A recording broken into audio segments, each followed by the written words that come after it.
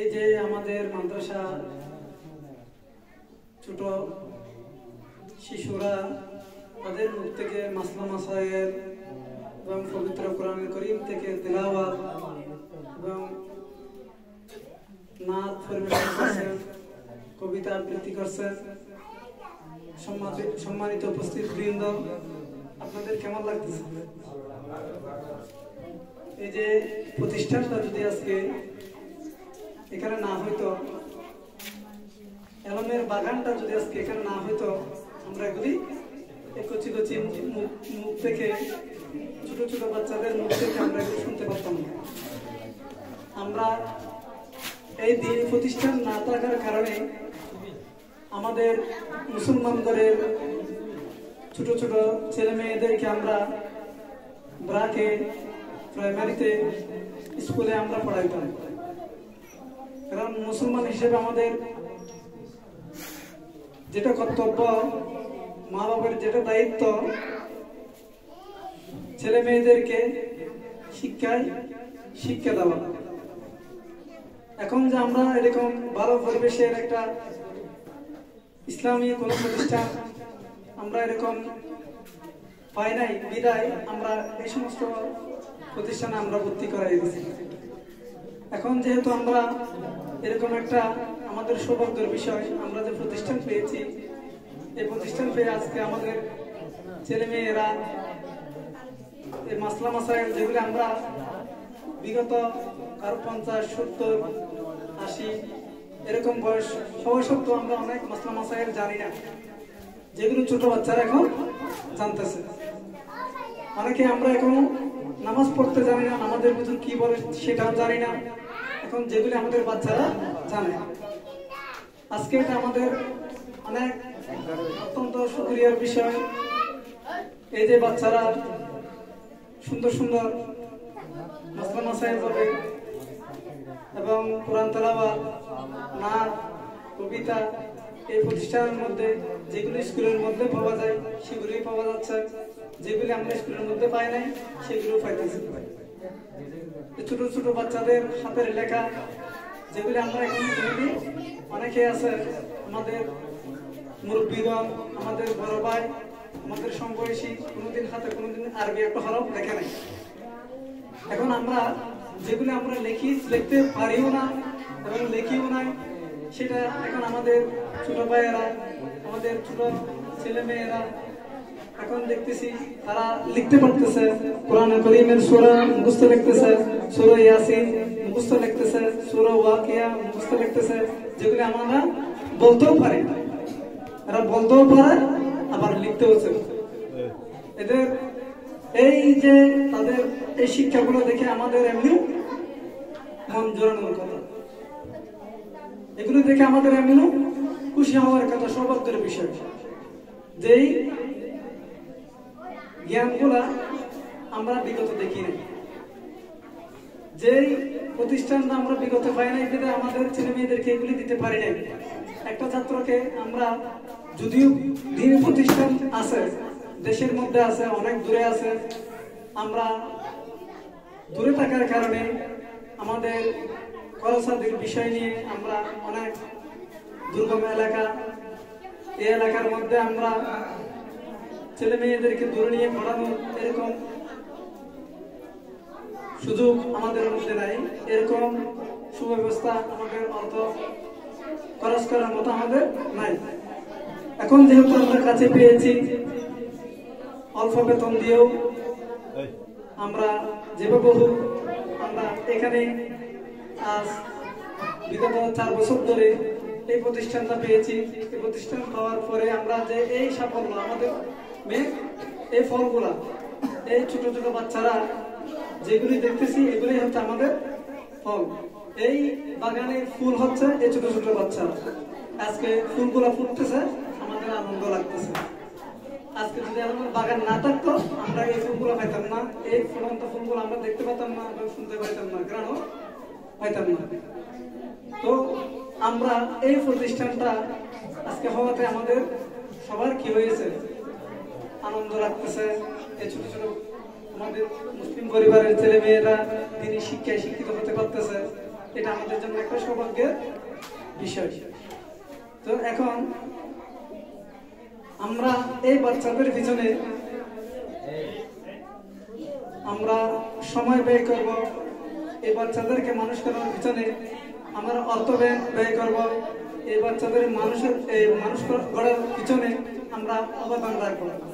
যেটা যেভাবে হোক, সহযোগিতা করা হোক, অর্থ দিয়ে হোক, পরামর্শ দিয়ে হোক, আমরা সব সময় প্রতিষ্ঠানটা আমাদের হাতেই রাখবো। এই প্রতিষ্ঠানটা যদি আমরা ধরে না রাখি, এই প্রতিষ্ঠানের সাথে যদি আমরা সহযোগিতা না করি, এই প্রতিষ্ঠানটা থাকবে না। তাহলে এই প্রতিষ্ঠানটা যদি না থাকে, তাহলে আমরা এই যে আমাদের এলাকা মসজিদ, আমাদের যে প্রত্যেক মুসলমান ঘরের ছেলে মেয়েরা দিনী শিক্ষায় শিক্ষিত হতে পারবে না, এই যে মসজিদ গুলা আমরা ইমামতি করার একটা যোগ্য আলেম, যেটা মাসলামা সাহেব জানে, এরকম কোন মানুষ পাবো না। এই আলেম গড়ার কারখানা, দিনী শিক্ষায় শিক্ষিত করার কারখানা হচ্ছে এগুলি আলেমের বাগান। এই আলেমের বাগান করে যদি আমরা কিছু ধরে না রাখি, তাহলে আমরা একটা মাসলা জিজ্ঞাসা করার জন্য, একটা ইমাম আমাদের নিয়োগ করার জন্য আমরা মানুষ পাবো না। তাহলে আমরা এই যে আকাশ থেকে যেরকম বৃষ্টি বর্ষণ হয়, এরকম আমাদের মূর্খতা, আমাদের অজ্ঞতা বৃষ্টি বর্ষণ হবে। যখন অজ্ঞতা বর্ষণ হবে, তখন আমরা আবার জাহেলিয়াতের যুগে আমরা ফিরে যাব। রাসূল সাল্লাল্লাহু আলাইহি সাল্লাম যখন দুনিয়াতে আসছেন, ওই সময় জাহেলিয়াতের যুগ ছিল। আমাদের যখন ইসলামী আলো আসছে, তখন এই জাহেলিয়াতের যুগে এদের জাহেলিয়াত থেকে, এদের অজ্ঞতার যুগ থেকে আমাদের দ্বীনের আলো সবাইকে আলোকিত করেছে, দ্বীনের আলো সবাইকে মুক্ত করেছে। দ্বীনের মধ্যে, ইসলামের মধ্যে মানুষ দলে দলে যোগদান করেছে। এই ইসলামী শিক্ষায় শিক্ষিত হয়ে মানুষ অন্ধকার যুগ থেকে, অজ্ঞতার যুগ থেকে মানুষ ফিরে এসেছে। এই ফিরে এসে আমরা এই যে শান্তি চুয়া আমরা চোখে দেখতে পাচ্ছি। আজ যদি রাসূল সাল্লাল্লাহু আলাইহি সাল্লাম না আসতেন, আমরা এগুলি দেখতে পারতাম না, মানুষ ইসলামের আলো খুঁজে পেত না। এই রাসূল সাল্লাল্লাহু আলাইহি সাল্লামের আলোয় আলোকিত হয়ে রাসূল সাল্লাল্লাহু আলাইহি সাল্লাম আসার পরে মানুষ দ্বীন খুঁজে পেয়েছে, মানুষ ইসলাম অনুসরণ করতেছে, মানুষ ইসলামী আইন কানুন বিধিবিধান মেনে চলতে পারতেছে। আল্লাহ পাক রব্বুল আলামিন কোরআন নাযিল করেছেন।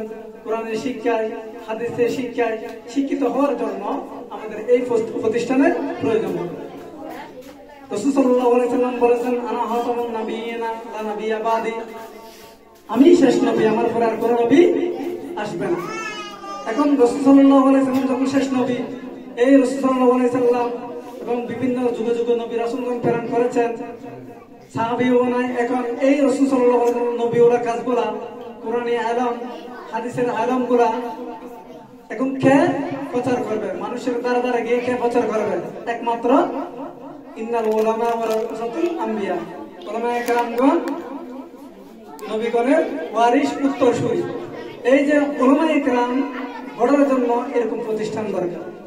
উলামায়ে কেরাম এই নবীওয়ালা কাজ অব্যাহত রাখার জন্য, নবীওয়ালা কাজ জিন্দা রাখার জন্য, নবীওয়ালা কাজ এই মানুষের দ্বারা দ্বারা পৌঁছানোর জন্য আলেম দরকার। আলেম, ইন্নাল উলামা ওয়ারাসাতুল আম্বিয়া, আলেম যদি না থাকে, মানুষ আবার জাহিলিয়াতের যুগে পরিণত হয়ে যাবে। এখন যদি প্রত্যেকটা ঘরে ঘরে যদি মসজিদ হয়, আর প্রত্যেকটা ঘরের নাগরিক যদি প্রত্যেকটা সংগঠনের যদি সদস্য হয়, প্রত্যেকটা সংগঠনের নেতৃত্ব দেওয়ার জন্য, মসজিদকে জিন্দা রাখার জন্য আলেম দরকার। আলেম যদি আলেম পড়ানোর জন্য এই সমস্ত প্রতিষ্ঠান দরকার। এই প্রতিষ্ঠান টিকে রাখার জন্য আমাদের সহযোগিতা দরকার। এই সহযোগিতা যদি আমরা না করি, এটা যদি আমরা সম্পর্ক না রাখে, এটা যদি আমরা কথার মাধ্যমে এবং পরামর্শের মাধ্যমে, অর্থ দিয়ে হোক, যেভাবে হোক আমরা যদি সহযোগিতা না করি, এই প্রতিষ্ঠান থাকবে না। এই প্রতিষ্ঠান না থাকলে, তাহলে বাংলাদেশের মধ্যে যদি প্রতিষ্ঠান না থাকে, জ্ঞানের বাগান যদি না থাকে, তাহলে আমরা এই মসজিদ টিকিয়ে রাখতে পারবো না। কোন সংগঠন আমরা টিকিয়ে রাখতে পারবো না। এই সংগঠন টিকিয়ে রাখার জন্য, আমরা মসজিদ টিকিয়ে রাখার জন্য আমাদের এই আলমের বাগান করে ধরে রাখতে হবে। আলমের বাগান যদি আমরা ধরে না রাখি, তাহলে আমরা রাসূল সাল্লাল্লাহু আলাইহি ওয়াসাল্লাম যেখানে ওই আইয়ামে জাহিলিয়াতের যুগে এসেছেন, অন্ধকার যুগে এসেছেন, অন্ধকার মানুষ নিজের মন গড়া বেহায়াপনা, এই যে মুসলমান ঘরের মানুষকে ইসলাম থেকে সরিয়ে দেওয়ার জন্য বিভিন্ন রাষ্ট্রের মধ্যে বিভিন্ন ইহুদি নাসরারা বিভিন্ন পদক্ষেপ নিয়েছে। যেমন খেলাধুলার আয়োজন করেছে, মানুষ খেলাধুলার পিছনে সময় ব্যয় করে যাতে জ্ঞান অর্জন করতে না পারে। মানুষ আগে যেটা জ্ঞান অর্জন পিছনে সময় ব্যয় অর্থ সম্পদ দিত, এই সময়গুলো এখন ব্যয় হচ্ছে খেলার পিছনে। এই সময়গুলো এখন ব্যয় হচ্ছে আমাদের জাহিলিয়াতের যুগে মানুষের প্রত্যেকটা ঘরে ঘরে এখন টিভি ঢুকাইয়েছে। এই টিভির পিছনে অনুষ্ঠানের মাধ্যমে ছবি, ফিল্ম, বিভিন্ন নাটক এগুলি নিয়ে ব্যস্ত থাকে। তো মানুষ জ্ঞান অর্জন করতে পারে না। জ্ঞান অর্জন না করে আল্লাহর বিধিবিধান পালন করতে পারে না। প্রত্যেকটা ঘরের মহিলাদেরকে এখন বের করার জন্য, প্রত্যেকটা ঘরের মহিলাকে এখন মুসলমান ঘরের মেয়েদেরকে বাহিরের সাথে লিপ্ত করার জন্য, বন্ধ করার জন্য তারা বিভিন্ন পদক্ষেপ তারা হাতে নিয়েছে, তারা আদার দলকে নেমেছে। এখন এই মুসলমান ইসলামের শিক্ষায় শিক্ষিত হওয়ার জন্য মুসলমান ঘরের মেয়েদেরকে, ছেলে মেয়েদেরকে সুশিক্ষিত করার জন্য এই সমস্ত প্রতিষ্ঠান অত্যন্ত জরুরি। এই যে এনজিওদের হাত থেকে বিভিন্ন ব্র্যাক স্কুল, এগুলি আমরা ব্র্যাক স্কুল থেকে সকালবেলা যেটা আগে সকালে মক্তব পড়তো, এই মক্তব বন্ধ করার জন্য ব্র্যাক স্কুল চালু করেছে। ব্র্যাক স্কুল চালু করাতে এখন তাদের সকালে স্কুলমুখী বিভিন্ন কিছু উপকরণ দিয়ে তারা এই মক্তব থেকে সরাই নেওয়ার জন্য, মক্তব থেকে তারা মক্তবমুখী থেকে তারা স্কুলমুখী করার জন্য বিভিন্ন উপকরণ তারা দিয়ে গেছেন।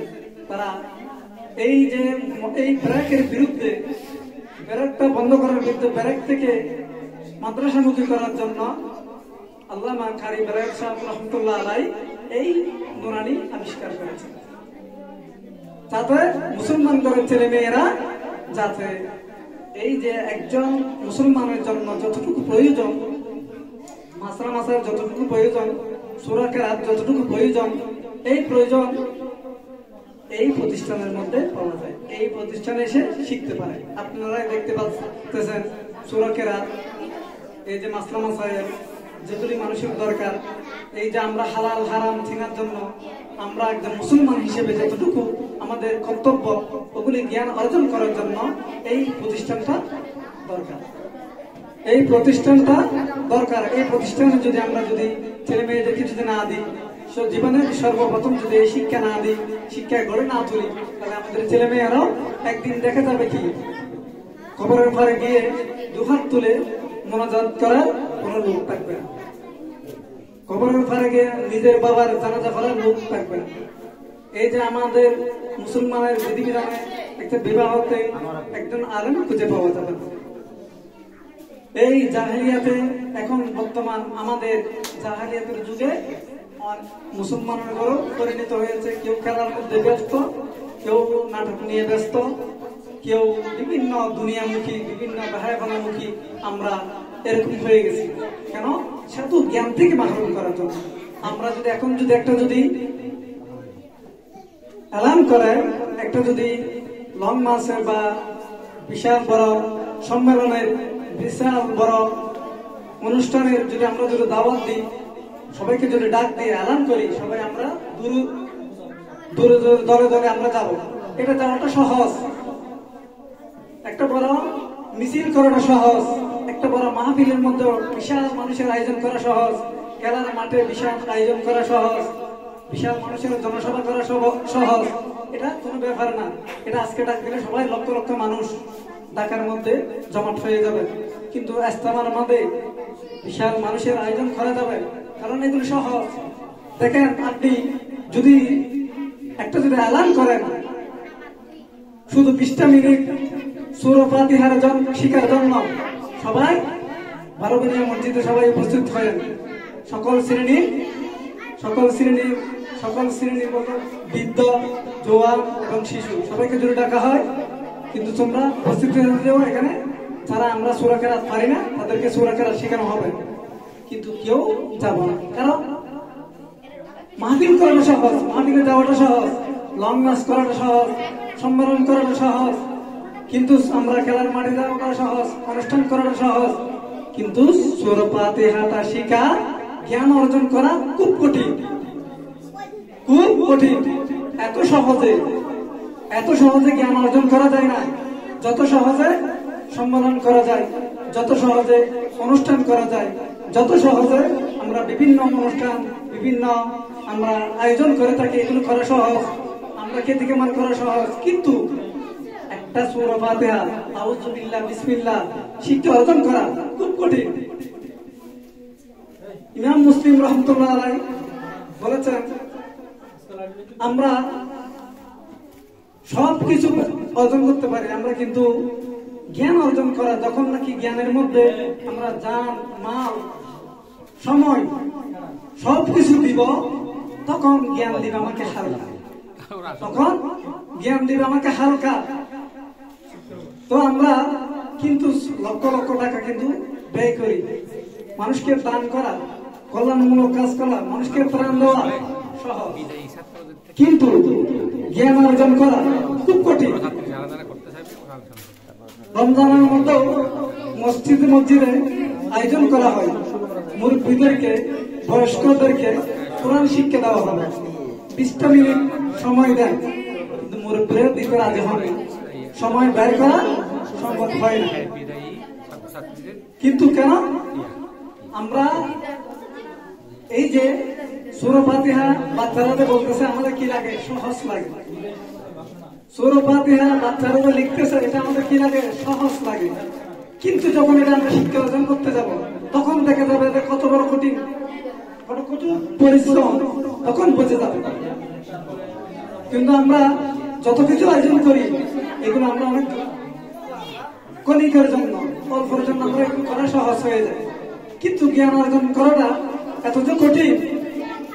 যারাই করে এই জ্ঞান অর্জন করার জন্য মাদ্রাসায় 12টা বছর অনেক কষ্ট, অনেক ত্যাগ, অনেক মুজাহিদা করতে হয়, কিন্তু এগুলি করার জন্য অনেক ধৈর্যের প্রয়োজন হয়, মা বাবার টাকা ব্যয় করতে হয়, বড় ভাইয়ের টাকা ব্যয় করতে হয়, নিজে পরিশ্রম করতে হয়।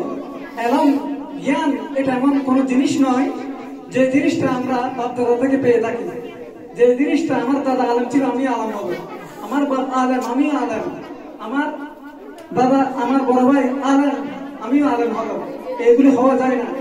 প্রত্যেকেই নিজের জ্ঞান নিজেরাই অর্জন করতে হয়, এটা উত্তরাধিকারী বা এই সূত্রে পাওয়া যায় না, যেরকম সম্পত্তি আমরা পেয়ে থাকি, কিন্তু সেগুলি পাওয়াটা সহজ, কিন্তু এলমটা সেরকম পাওয়া যায় না, এলমটা সেরকম পাওয়া যায় না। এই এলম অর্জন করার জন্য, এই এলম শিখার জন্য প্রতিষ্ঠানে আসতে হয়, প্রতিষ্ঠানে সময় ব্যয় করতে হয়, প্রতিষ্ঠানে টাকা ব্যয় করতে হয়, প্রতিষ্ঠানে এই অর্জনগুলো করতে হয়। এই অর্জন করার জন্য আমরা শুধু কবির ভাষা একটা বলো অলস অবুধ যারা কিছুই পারে না, তারা এই প্রতিষ্ঠানে এসেও এই এলম অর্জন করতে পারে না, কারা? যারা অলসতা করে। এই অর্জন করার জন্য আমরা দোকানে আড্ডাবাজি করে এলম অর্জন করা যাবে না, খেলার মধ্যে মগ্ন হয়ে আমরা এই অর্জন করতে পারবো না, আমরা আরাম আয়েশ করে ঘুমিয়ে এই এলম অর্জন করা যাবে না। অনেক ঘুম, চোখের ঘুম হারাম করতে হয়। আমার মন চাইতেছে খেলা খেলতে, আমার সহপাঠী ভাইয়েরা মাঠের মধ্যে খেলতেছে, কিন্তু আমি খেলতে পারবো না, কারণ আমি একজন ছাত্র, আমি মাদ্রাসায় ভর্তি হয়েছি এলম অর্জন করার জন্য, জ্ঞান অর্জন করার জন্য। আমি যদি খেলার মধ্যে থাকি, এই জ্ঞান আমি অর্জন করতে পারবো না, এই জ্ঞান আমি অর্জন করতে পারবো না। এই জ্ঞান করার জন্য আমার মন চাইতেছে খেলতে, এখন খেলার সময় আমার পড়ার সময়, ওটা ত্যাগ করে আমার সময় দিতে হবে কিতাবের মধ্যে, বইয়ের মধ্যে, আমার লেখার মধ্যে। আমার মন চাইতেছে ঘুমে, চোখে চোখ তুলতে পারতেছি না। এই মন্ত্র মতো আমাদের পূর্বপুরুষরা, আমাদের ওলামায়ে কেরামগণ রাতের পর রাত, এমনকি পানির মধ্যে, শীতকালে পানির মধ্যে একসিনা পানির মধ্যে দাঁড়ায় দাঁড়ায় কিতাব দেখেছেন, এই দাঁড়ায় দাঁড়ায় কিতাব দেখে এরম অর্জন করেছেন, বিসর্জন দিয়েছেন ঘুমকে, বিসর্জন দিয়েছেন মনের চাহিদাকে, বিসর্জন দিয়েছেন দুনিয়ার লাভ লালসাকে, টাকা পয়সার দিকে বিসর্জন দিয়েছেন নিজের চাহিদা মতো খেলাধুলা, এগুলির মধ্যে। কারণ এই খেলাধুলা করার জন্য জ্ঞান অর্জন করা যায়, জ্ঞান অর্জন করার প্রয়োজন হয় না, অনুষ্ঠানে যাওয়ার জন্য জ্ঞান অর্জনের প্রয়োজন হয় না, ঘুম যাওয়ার জন্য জ্ঞান অর্জন করার প্রয়োজন হয় না। এগুলি মানুষ এমনি স্বাভাবিক পারে, কিন্তু জ্ঞান অর্জন করতে গিয়ে এগুলি সব ত্যাগ করতে হয়। এগুলি সব ত্যাগ করতে হয়। যখন তোমার এগুলি সব কিছু ত্যাগ করবে, এগুলি সব কিছু বিসর্জন দিবে, তুমি এলমের পিছনে টাকা পয়সা খরচ করে কিতাব কিনবে, এলমের পিছনে তুমি লং টাইম সময় দিবে, তুমি যতটুকু বেশি দিবে, যখন তুমি সব কিছু দিবে তখন তোমাকে জ্ঞান দিবে হালকা, তখন তোমাকে জ্ঞান দিবে হালকা। এই জ্ঞান অর্জন করার জন্য অনেক কিছু ত্যাগ করতে হয়। এখন দেখা যায় এই যে আমাদের অভিভাবকগণ, আমাদের এই এলাকাবাসী, সমাজবাসী একটা ফোলা মাদ্রাসায় দিছে, স্কুলে দিছে না, মাদ্রাসায় দেওয়ার পরে এখন আজকে অমুকের বিয়েতে যাইতে হবে, কালকে আমার লঙ্গতে যাইতেছি ফোলাকে নিয়ে যেতে হবে, মাইনি যাইতেছি ফোলাকে নিয়ে যেতে হবে, আজকে অমুক ছুটি, কালকে অমুক ছুটি, এই ছুটি কাটাইতে কাটাইতে ফোলাকে বিভিন্ন অনুষ্ঠানে নিয়ে যাইতে যাইতে ফোলার একদিন ভালো লাগতেছে না, মাদ্রাসায় আসতেছে না, মা বাবা মিথ্যে কথা বলে ফেলছে, আমার ফোলা খুব অসুস্থ না, মন চাইতেছে মাদ্রাসায় আসতে। ওই যে জ্ঞান অর্জন করাটা খুব কঠিন, তার একটু বিরক্তি লাগতেছে, তার একটা খারাপ লাগতেছে। এখন ফোলার কথা শুনে, নিজের ছেলে মেয়ের কথা শুনে মাদ্রাসা আইতে দিল না, আরেকদিন ছেলের মনে চাই নাই, আরেকদিন মা বাবা তারে কাজের মধ্যে কাটাই দিল, ঠিক আছে আজকে আমার সাথে একদিন না গেলে কি হবে। এখন সময়, যে সময় তুমি সেই কিতাবের মধ্যে কাটাই দিত, যে সময়ের মধ্যে সেই জ্ঞানের মধ্যে কাটাই দিত, সেই সময়গুলো মা বাবা নিয়ে গেছে কোথায় একে থেকে মারার মধ্যে, 3 মাসের জন্য নিয়ে গেছে, 1 মাসের জন্য নিয়ে গেছে, যার কারণে জ্ঞান অর্জন যতটুকু হওয়া দরকার ততটুকু হতে পারে না। একজন 3য় শ্রেণী 3 বছর মনে করে যতটুকু প্রয়োজন মানুষ জীবনে চলার জন্য, ততটুকু সব কিছু 3য় শ্রেণীর মধ্যে পর্যন্ত 3 বছর লেখাপড়া করে শিখতে পারে, কিন্তু সেই ছেলেটা পারতেছে না। যে ছেলেটাকে, যে মেয়েটাকে এরকম মা বাবা ছুটি নিয়ে গেছে, তখন দেখা যায় 3 বছর পরে, তখন দেখা যায় 3 বছর লেখাপড়া করে আমার ছেলে দেখে দেখে কোরআন শরীফ পড়তে পারে না, আমার ছেলে নামাজ পড়তে পারে না, আমার ছেলে মসজিদে যায় না, আমার ছেলে অথচ পার্শ্ববর্তী আরেকটা ছেলে দেখা যাচ্ছে 5 ওয়াক্ত নামাজ মসজিদে গিয়ে পড়ে, তার আদব আহলাক, আচার ব্যবহার সবকিছু, তার চরিত্র সুন্দর, আদর্শবান, তারে দেখলে এমনি মন জোড়া যায়, তার জন্য নিজের হাত তুলে দোয়া করতে মন চায়, তার মাথায় হাত বুলিয়ে দিতে মন চায়, তাকে দেখলে একটা নাস্তা পানি কিছু দিতে মন চায়। এরকম কিন্তু আমারটা হইল না, এরকম কিন্তু আমারটা হইল না। কেন হইল না হওয়ার একমাত্র কারণ কি? ছেলের চাহিদাও মিটাইছি, আমার চাহিদাও মিটাইছি, যার কারণে কোনটা হয় নাই, জ্ঞান অর্জনটা হয়। অনেকেই দেখা যায় কি মেজবান বাড়িতে গিয়েও খানা পায় না, তো অনেকেই দেখা যায় এরকম প্রতিষ্ঠানে লেখাপড়া করার পরও কোনো জ্ঞান অর্জন করতে পারে না। কারণটা কি? মা বাবার অবহেলা, অভিভাবকের অবহেলা, ওই শিক্ষক আজকে বাড়ির কাজ দিছে দেখে নাই, শিক্ষক আজকে পড়া দিছে সেটা পড়ে নাই, না পড়ে তার এই অবনীত হয়ে গেল। এখন আমাদেরও দুঃখ লাগে, আমাদেরও পেরেশানি লাগে, অথচ মা বাবা কতটুকু আদর করে, তার চেয়ে শিক্ষক তার চেয়ে বেশি 3 গুণ আরো ডাবল ছেলে মেয়েদের প্রতি, ছাত্রদের প্রতি আদর বেশি করে। কিন্তু মা মনে করে শিক্ষকরা, আমার শিক্ষকরা আমার ছাত্র, আমার ছেলেকে আজকে রক্তাক্ত করে ফেলবে, অথচ কোন দুষ্টামি করছে, কোন অপরাধ করছে, শিক্ষকরা তার ভয় দেখানোর জন্য, তার ভিতরে একটা ভয় আনার জন্য একটা বকা দেয়, শরম দেয়, অনেক সময় শরম দেয়, অনেক সময় 2টা বাড়ি, এই বাড়ি 2টা দিলে মা বাবা সহ্য হয় না। এই ছাত্রকে নিয়ে এক শিক্ষকের কাছে, এক শিক্ষকের মাস্টার আর শিক্ষকের কাছে বিচার, শিক্ষকের মাস্টার এলাকার একটা মান্যগণ্যর কাছে, সভাপতির কাছে বিচার, সেক্রেটারির কাছে বিচার।